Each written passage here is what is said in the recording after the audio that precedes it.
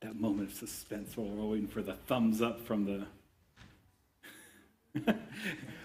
In 5, 4, 3, 2, 1. No, you don't say 2 and 1. Let's go again. 5, 4. Yeah. If you're not old enough to have seen Wayne's World, I don't know what to tell you. Good morning, class. Good morning. Oh, man. All right. Let's have a brief timeout. There's a coffee pot back there. There's coffee in said coffee pot. If that's a necessity for you, then by all means, avail yourself of that, because I'm going to need some life out of y'all guys this morning. Let's start off with a little bit of announcements. I don't do that a lot in Bible study, but it's particularly apropos to you all. So next week is spring break. Next week also is a week in which we'll be sending a handful of folks from our church to Zion to give a little presentation to them about what we've been up to since they planted us. Yeah, so excited about that. And I have arranged to get another pastor here to preach in my stead. So I'm going to go with that team. Did I say that? What's that? Let's move forward next week. That's right. It's also daylight savings. All those things put together, I have decided we are not going to have Bible class next week. All right? And that's true of Sunday school as well. I mean, with everything, including spring break, just no Bible class, no Sunday school next week. We'll get back at it the week after when I make my, I was going to say triumphant return. I don't know. When I make my return, whatever adjective goes with that, we'll pick our Bible class up again. And that may be our last session of Ecclesiastes. We'll see how far we get today. But I thought I'd give you all a heads up, and then I'll mention it again before our worship service today. But I thought there is some possibility that some person might attend or watch Bible study who doesn't come to church to worship for some reason. So I thought I'd announce it in both places. That's it. Let's dive in. We are studying Ecclesiastes. Rapid fire review. You guys have gotten good at this the last few weeks. I guess probably because I slammed you with some guilt like 3 weeks ago, and after that y'all stepped it up. So you're teaching me that guilt is the way to go. Good job, guys. We'll do this aspirationally. I know that you've been learning a lot, and I believe in you. So, who wrote Ecclesiastes? Solomon. Whoa, he's super fast. Good job. Solomon. Give me just a couple notables from the life of Solomon. What are some of the things that he's known for? Some of the stories or moments in his life that you might be aware of. Solomon, what's he famous for? King of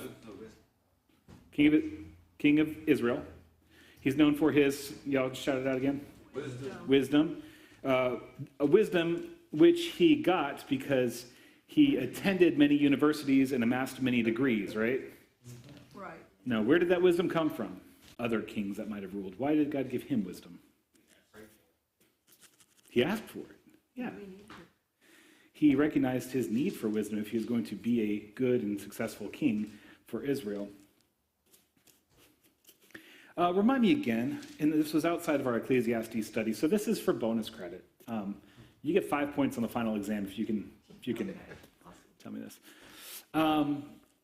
What does Solomon say the beginning of wisdom is?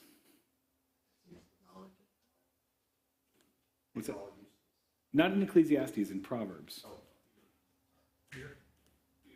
The fear of the Lord. Okay, if that's our metric, if you're using that as your basis for wisdom, over the course of Solomon's life, when was he the wisest?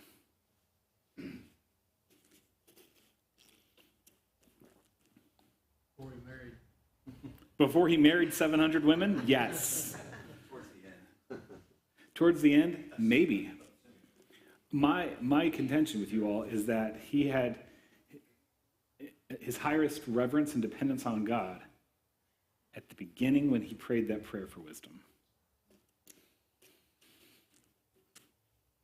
Because later on in life, he goes on to do things without checking in with God, and eventually he starts building shrines and altars to pagan gods, and like the guy who was given the special honor of building the temple to the true God then allows all these other idols to be erected right under his nose. So, if you're charting Solomon's wisdom, I would say it's at its peak when he's most dependent on God. And I don't know what the temperature is in here, but I'm a little warm. So if somebody wants to look at the thermostat, I would not mind that at all. Go figure. The preacher starts talking and the air gets hot. Yeah, we were fine 5 minutes. Yeah, I know. Yeah.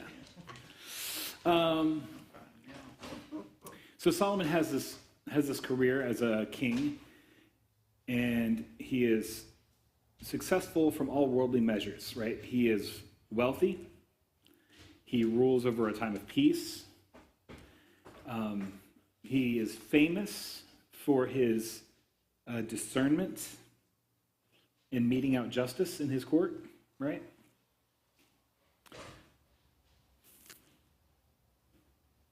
Is he happy? Is he fulfilled?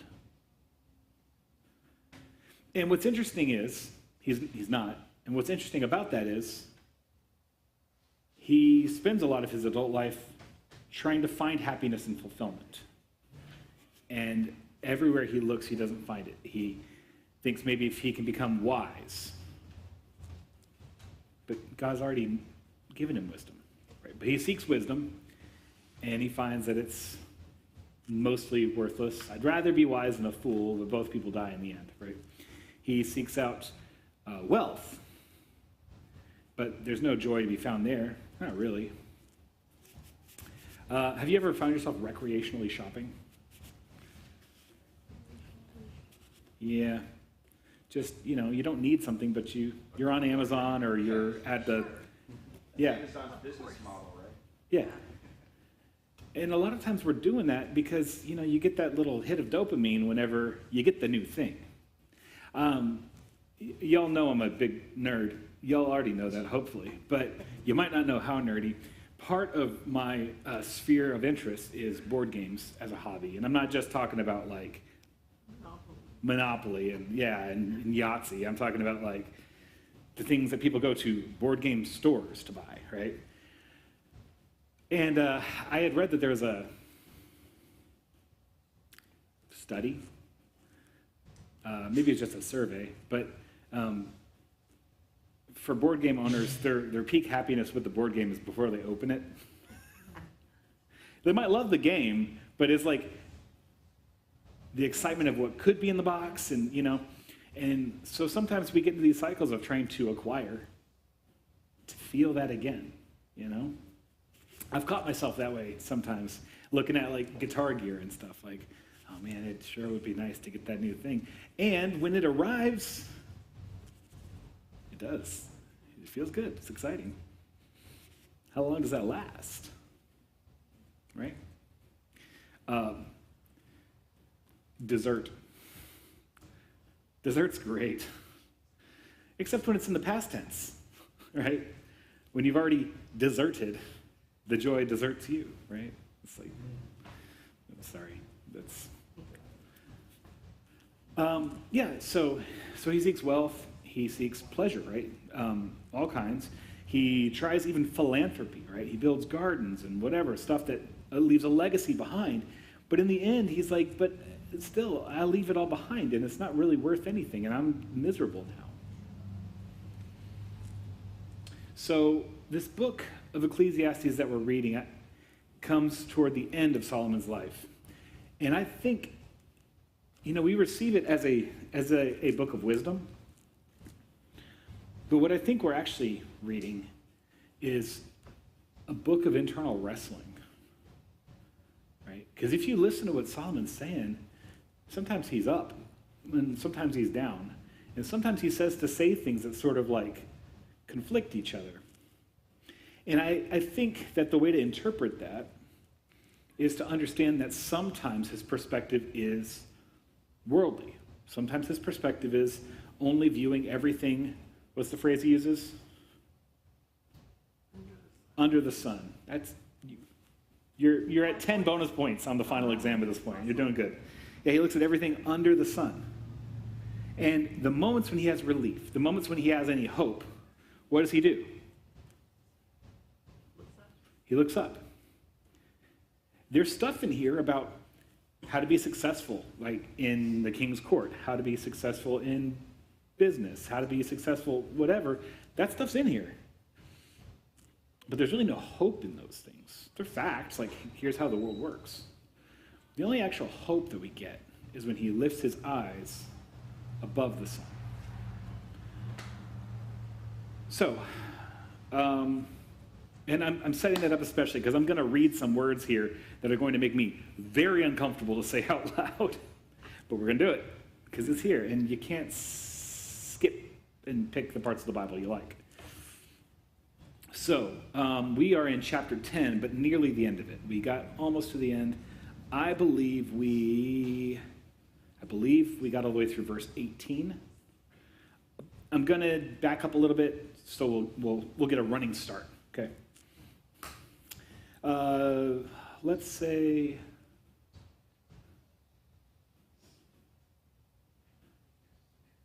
start with 16. Woe to the land whose king was a servant and whose princes feast in the morning. Blessed is the land whose king is of noble birth and whose princes eat at a proper time for strength and not for drunkenness. All right, so there's a little bit of a conflict here, and I'll help you ferret it out in a moment. Who was Solomon's father? David. Solomon was born royalty. Who was David's father? Anybody know? Jesse. And what was Jesse's job? He was a herder, right? When they come to when Samuel, I don't know why I had a hard time with that name. When Samuel comes to Jesse's house looking for the next king, where is David? He's out in the fields.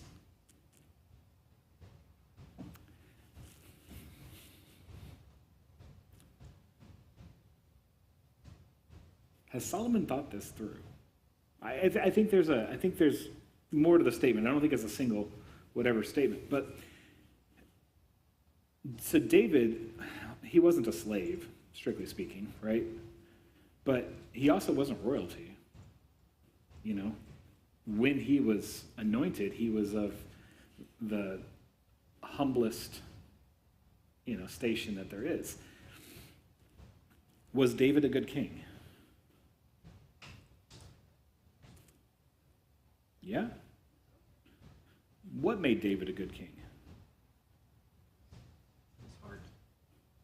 His heart. In fact, the Bible describes his heart in a particular way. Y'all know what they say about David's heart? Man after God's own heart. He was a man after God's own heart. Right.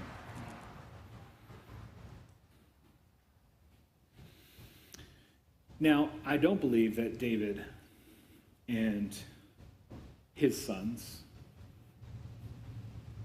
or maybe, I don't know. I don't know if his sons were marked by day drinking and philandering and, wastefulness. Maybe they were. I don't think Solomon sees himself that way. So he's saying, well, it's better if your king comes from noble birth, right? And I think the idea here is the warning against the new money. Y'all heard that term before, nouveau riche, the new money, right? People who get wealthy fast and then they don't know how to use it, and so they just kind of implode. But there's old money people like that too. So he says, blessed is the land whose king is of noble birth and whose princes eat at a proper time for strength and not for drunkenness. So, I think the idea here is a king who is training his sons in the way of responsibility, right, and uprightness. These are ironic words from a man whose family does not hold together. But, I mean, it is what it is what he said. 18, through laziness, the rafters sag. Because of idle hands, the house leaks. And I can't speak for you, but I will say there is some portion of the suffering in my life that's brought on because I did not take care of what I should have taken care of when I should have taken care of it. Is there a spiritual truth in this? I'm not sure that there is. I think he's just saying this is how the world works. Now, let's keep on going. A feast is made for laughter, wine makes life merry, and money is the answer for everything. Guys, if you want a verse to take out of context, this is a good one. A feast is made for laughter, wine makes life merry, and money is the answer for everything. Sure. Early in the book, didn't he say that mourning is better than feasting? And weeping is better than laughter? And maybe wine makes life merry until the morning, I mean, if you can take all things in moderation, like Jesus encourages us to do, well, maybe that's okay, right? But is he saying this ironically? Money is the answer for everything. Well, didn't he say, I pursued riches and found that they were meaningless?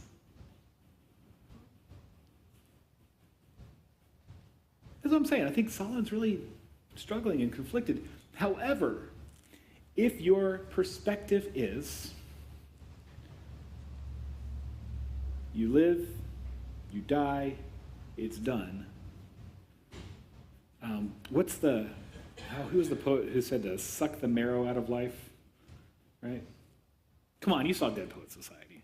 Robin Williams is great. Yeah. That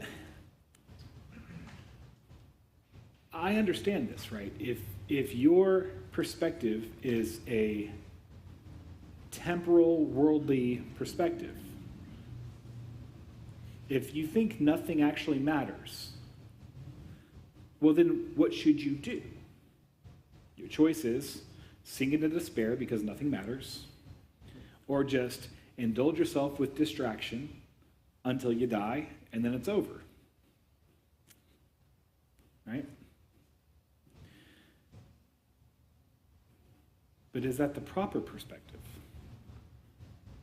Is that true?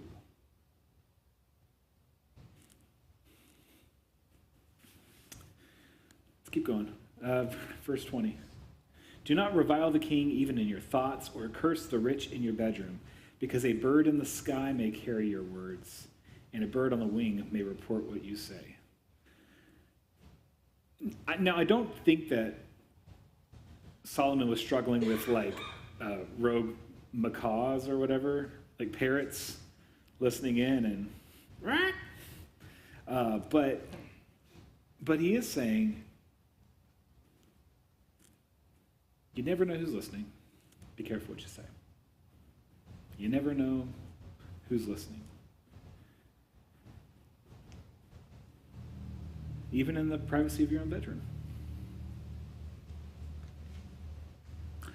I suggest to you that these are the words of, because they're coming from a king, a very wealthy king, these are the words of a man who is living in some level of paranoia. That's before Syria. Well, right. Yeah, we'll circle back to that in a minute. But even more so, he's warning you against cursing the king, which means I think he's sort of implying, I have my spies out there. It's pretty gross, man.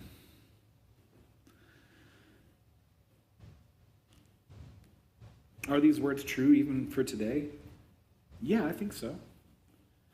And, there is no small amount of paranoia about devices listening in on us all the time. Most of us have cell phones whose mic is technically always on, right? If you didn't realize that, that's how Siri or Alexa know when you say, hey Siri or hey Alexa. Did any of your phones just light up?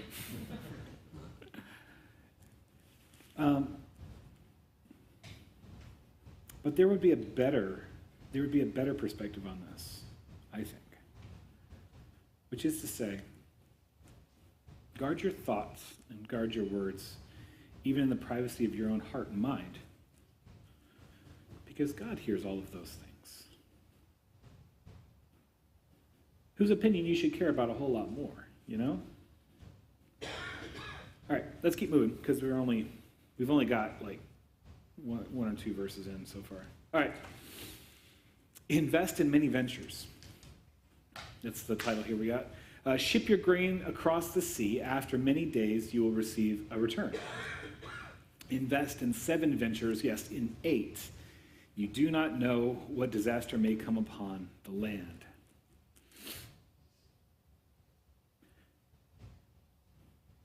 Diversify your portfolio. Right? That's what he's saying, isn't it? Mind you, does this sound like,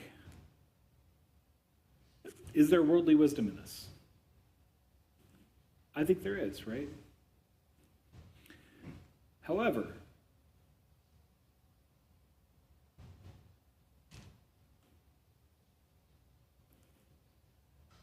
this also could be the way of thinking of someone who doesn't really trust God to provide for their daily needs. The idea of diversifying your portfolio, I don't think that's a problem, right? But you'll notice he's saying the wealth that you gather, put it in an offshore bank, right? He's saying, like, get it away from you. And I don't know, man, like, for a guy who's king over a nation that is where God put them, with the promise that God will bless them if they honor him with their heart, the whole thing feels as if it's pretty faithless. But does it work? According to the world, does it work? For some. Yeah, I mean, seemed to for Solomon. He was very rich. Didn't work for me. Verse 3. If clouds are full of water, they pour rain on the earth. Whether a tree falls to the south or to the north, in the place where it falls, there it will lie. Whoever watches the wind will not plant. Whoever looks at the clouds will not reap. And you do not know the path of the wind, or how the body is formed in a mother's womb. You cannot understand the work of God, the maker of all things. Sow your seed in the morning, and at evening let your hands not be idle. For you do not know which will succeed, whether this or that, whether both will do equally well. I like the turn he's making here, because it seems like he's talking about the same subject, but I think the perspective on this feels healthier. He is, in essence, saying, God is out of your control. God's going to do what God's going to do. The best thing that you can do is be faithful and diligent. Right? He says if you just watch the wind out there,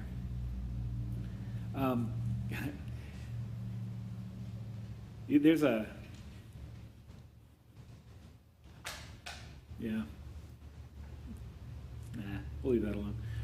The idea is you need to get out there, right, and just do the right thing, and God will bless it or he won't. But as for you, be faithful and diligent. And that's a good word. I think that's a good word for all of us. And it applies, of course, to earthly things, right? This also does apply in a spiritual way, right? This runs actually kind of parallel to Jesus' discussion of the parable of the sower. You all know the parable of the sower, right? Sower goes out and he throws seed, And where does it land? So he lands on the hard path. It lands in some rocky soil, some thorny soil, lands in some good soil. Where does it actually grow to fruition? Only in the good soil, right? But that's a strange story to tell, right? Because wouldn't you think the sower should get out there and prepare the soil and then carefully throw the seed where it's good?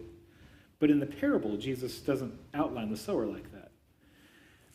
And because I don't think this is a lesson in farming, but I do think it's a lesson in the gospel. Throw the seed. Because, you know, sometimes a seed falls in a crack in the pavement and it grows. There is this thing called turgor, which is the ability of the growing plant to push through the barriers above it, right? And I don't know how it happens, but, you know, you can get things growing in the middle of your driveway, right? It's unbelievable. And so it is, you know, when we talk about sharing the gospel, there are some people that you're going to sow, and it's going to look like good soil, but maybe there's actually some rocks down there. And the faith will spring up fast, but it'll burn away fast too. And there's some places you sow, and it might look like you're sowing into hard pavement, but you don't know. There might be some cracks that seed falls into and grows.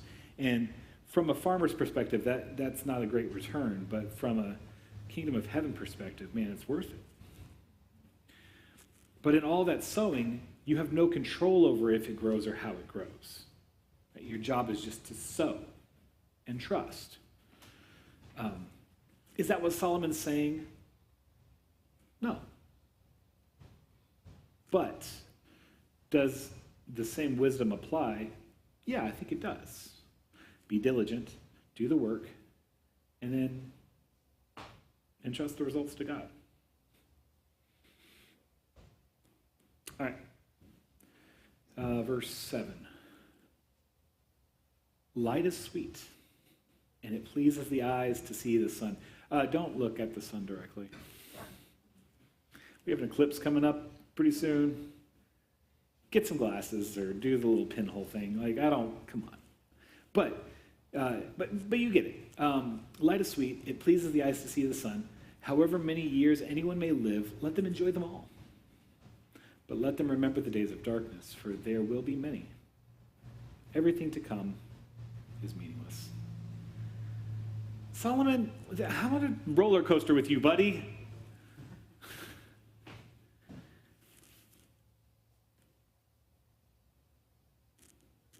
Light is sweet, and it pleases the eyes to see the sun. So that's a hopeful statement, right? Like, you can take it literally that, you know, your eyes like light. Okay, fair enough. But I think he's also saying when you wake up in the morning and the sun rose, you get a new day. And that's good. And you don't know how many of those you're going to get. So enjoy the day you got. But remember the darkness too, right? Which is a reminder of the difficulties of life behind you, but also a reminder of your mortality, which is ahead of you. Everything to come is meaningless. Well, I don't know about that, man. I don't think I'm on board with that. Because if your perspective is there's a day and then an eternal night, I guess. But my perspective is there is a night which is followed by an eternal day. Which means that everything is consequential. Everything is meaningful, right? I want to be ready for the dawn, and I want to help other people be ready for the dawn. You who are young, be happy while you are young, and let your heart give you joy in the days of your youth. Follow the ways of your heart and whatever your eyes see, but know that for all these things God will bring you into judgment. So then banish anxiety from your heart, cast off the troubles of your body, for youth and vigor are meaningless. It sounds sarcastic to me. I don't know about you, right? First off, I think Solomon's probably reflecting on himself, right? If you imagine when Solomon was probably at peak joyful, it's certainly not in this moment of life. He seems to have become kind of old and bitter. For you who are young, be happy while you are young, and let your heart give you joy in the days of your youth.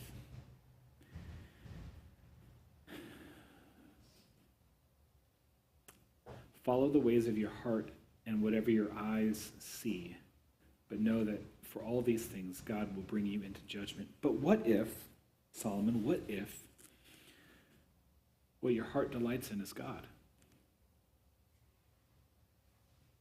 What if in your youth you set your heart on God and then pursue that? When God brings you into judgment, well, how will you stand then?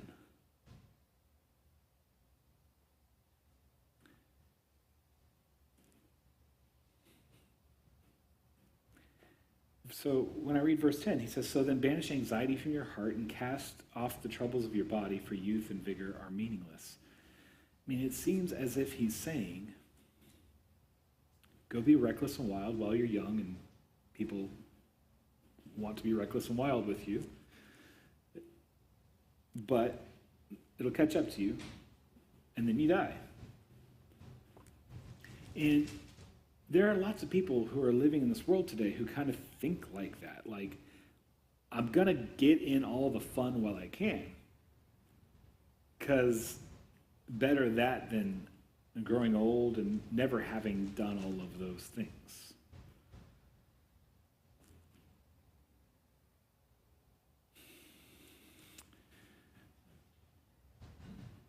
And yet Jesus tells a story about a father with two sons. The older son stays home and is faithful, and the younger wants to go live the wild and crazy life, right? So he takes half his inheritance, he runs off and spends all his money in Vegas, right? Getting drunk and partying with women and doing all the things that young men with no sense do. And he winds up in the pigsty, feeding unclean animals. I mean, pigs are not just ritually unclean, they're just unclean, okay? And he's eating what they eat. And he wishes he could eat what they eat. And in that moment, he thinks, you know what? The servants in my father's house have it better than I do. And he goes home and asks, and plans to ask, if his father will make him a servant again. Now, y'all know how the story goes. The father welcomes him in and throws a party for him.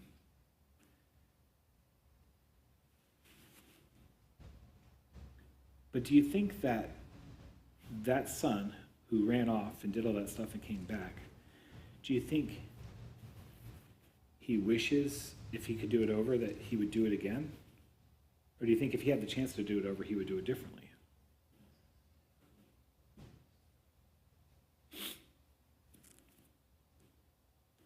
I mean, I think he probably would have done it differently. But the son who never ran away is jealous of him because he thinks that the younger brother got to live it up and have all those experiences and not face consequences. Because in his mind, he thinks that living that life without consequences is better than staying in his father's house. But is it? Solomon thinks so in this moment. But I don't think he's right. But all Solomon can talk from is his own experience, which is doing exactly that. But if you think about how Solomon lived up his life, all he has to answer for it in the end is bitterness and regret.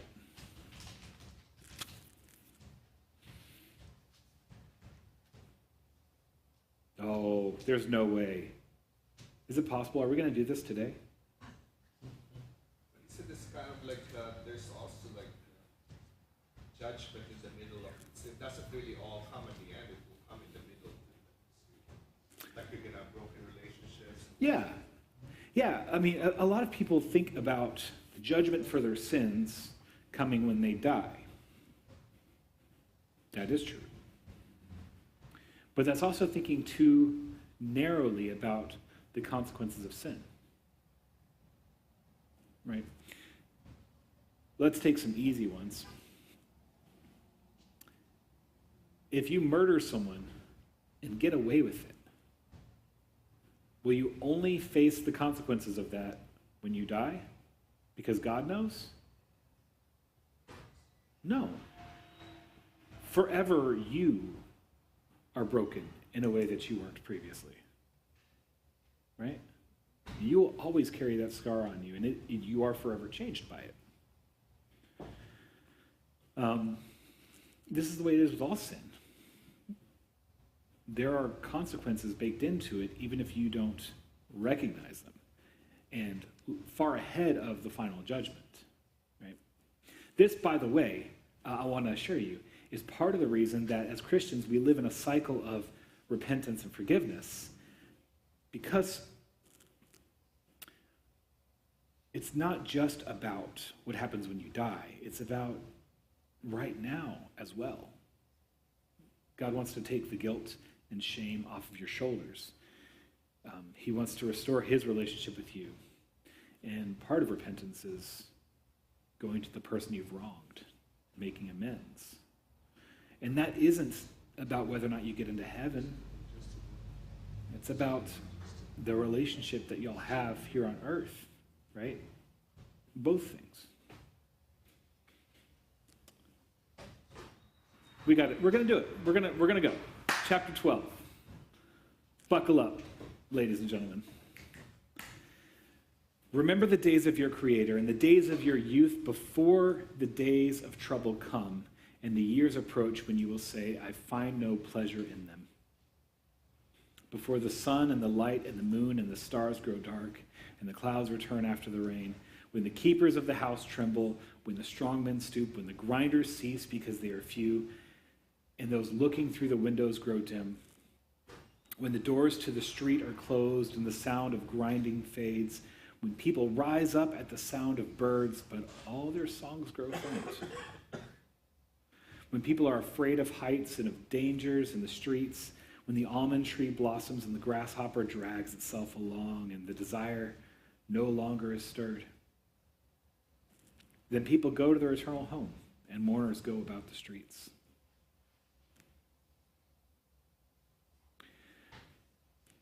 That's a rich and complex picture, but honestly, it's kind of just one big thought, isn't it? He's projecting kind of a couple things, right? On the one hand, he's sort of describing what happens as age overtakes you.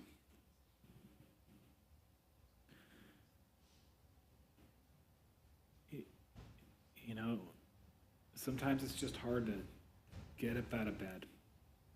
And you just grow weary of this life. But the picture he paints isn't just internal, right? He's actually talking about like everything shutting down, everything fading away. You heard him talk about grinding a few times, right? And the idea here is the grinding is like a millstone making flour. So it's a metonymy. It's a little snapshot of a bigger picture, which is like the idea of commerce and industry and productiveness.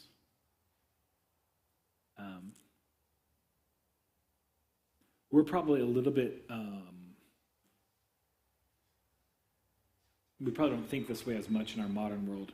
But in the ancient world, an abundance of food is synonymous with wealth, right? But it's not just that commerce is ending. The birds aren't singing anymore. It's like just everything is fading out. Everything's fading to black. So, I don't know how explicitly he means this, but he is sort of painting a picture of a coming end. Remember a little bit ago I was talking about whether you think of eternal night or eternal day.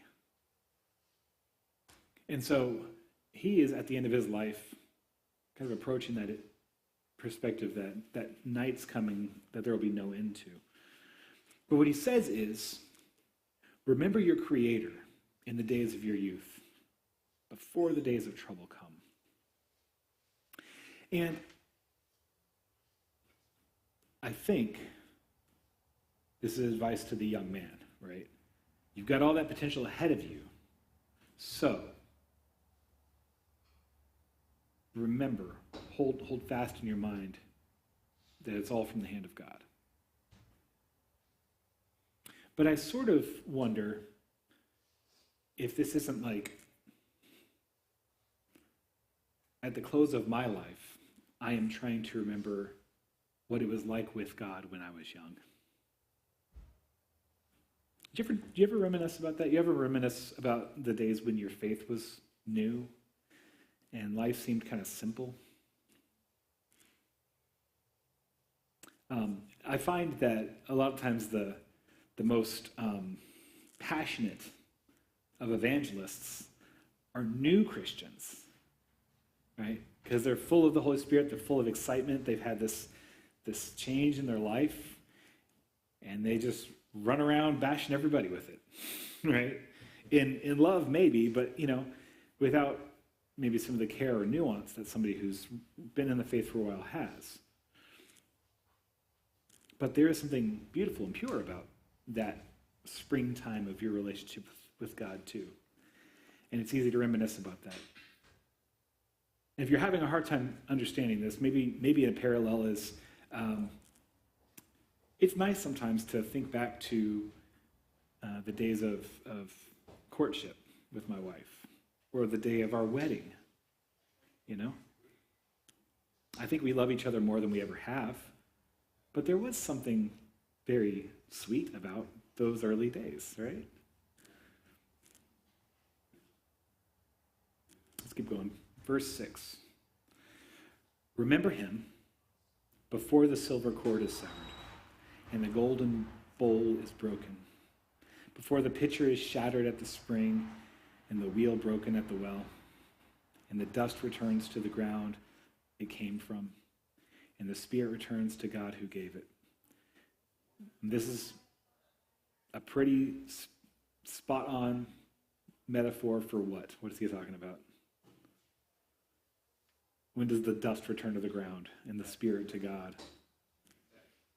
Death, yeah. So remember him as you're approaching the end. Meaningless, says the teacher. Everything is meaningless. Not only was the teacher wise, but he also imparted knowledge to the people. He pondered and searched out and set in order many proverbs. The teacher searched to find just the right words, and what he wrote was upright and true. The words of the wise are like goads, their collected sayings like firmly embedded nails, given by one shepherd. Be warned, my son, of anything in addition to them. Of making many books there is no end, and much study wearies the body. Now, all has been heard. Here is the conclusion of the matter.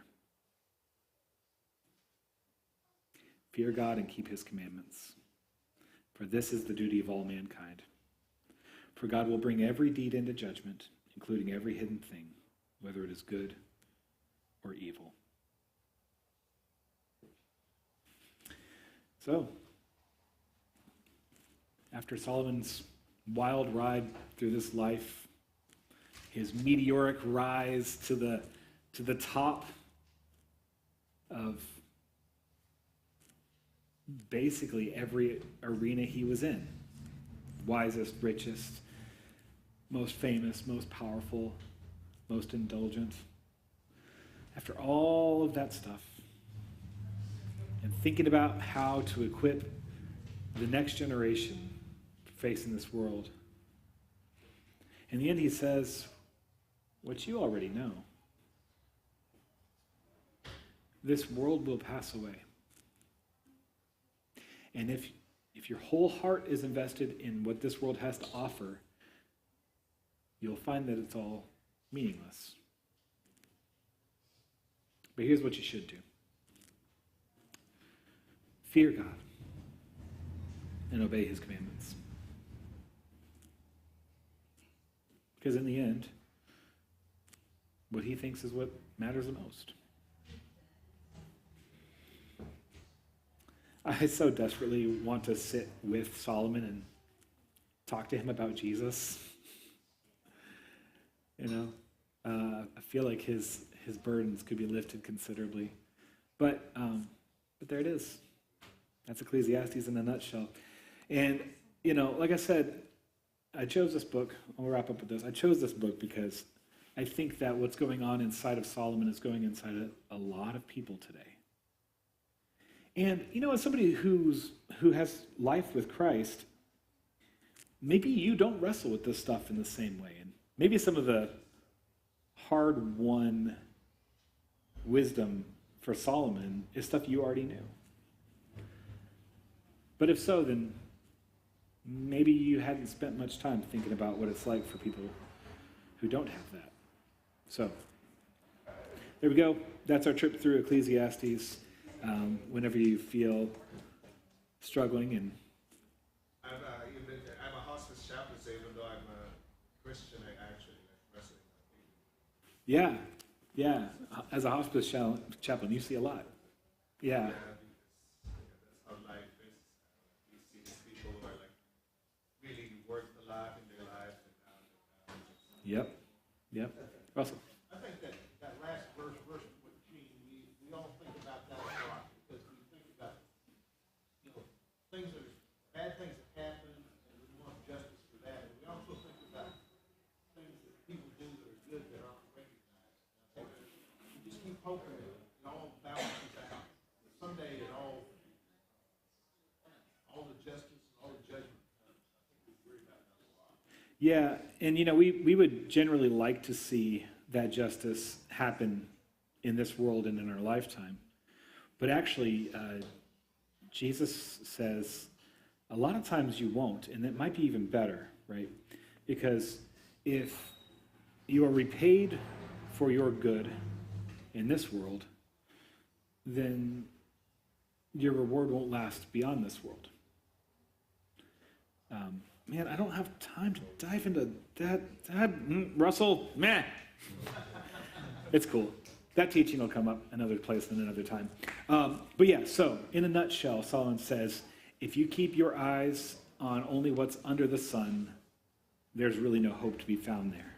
But when I lift my eyes to heaven, then fulfillment, satisfaction, hope, peace, that's the only place it can be found. So what do you do in this life? Just go out there and live the life God gave you to live in gratitude to him. All right. That's it. Ecclesiastes, done. So in 2 weeks, we'll be back here and we'll be starting a new study. I might choose to do just like a one-off kind of thing or a two-off kind of thing because we'll be right on top of Easter at that point, and we'll probably start a bigger thing after Easter. Thank you so much. Stick around. We've got church coming up in 8 minutes.